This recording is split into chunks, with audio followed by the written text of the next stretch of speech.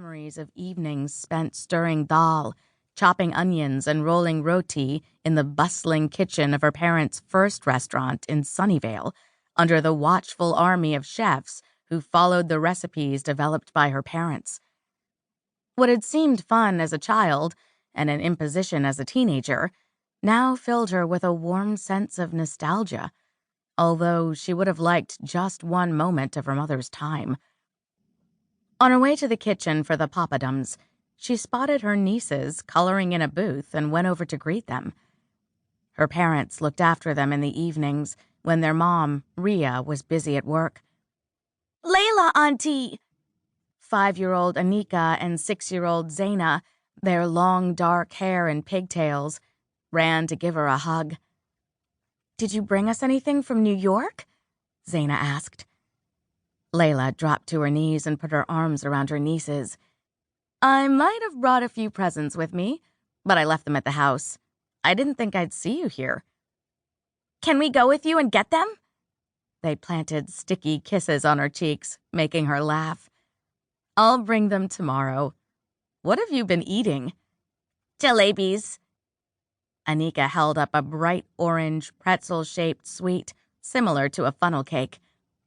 "Yesterday, we helped Dadi make chocolate peda," Zaina informed her, using the Urdu term for paternal grandmother. "And the day before that, we made barfi.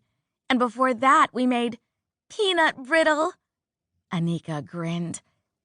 Layla bit back a laugh. Her mother had a sweet tooth, so it wasn't surprising that she'd made treats with her granddaughters in the kitchen. Zaina's smile faded.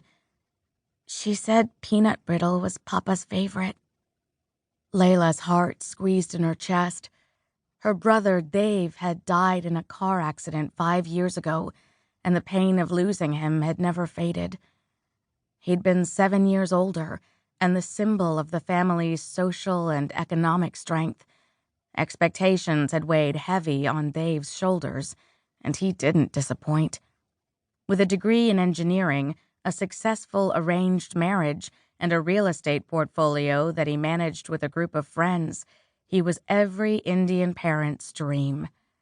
Layla, not so much. "It's my favorite, too," she said. "I hope you left some for me." "You can have Anika's," Zaina offered. "I'll get it for you." "No, you can't take mine."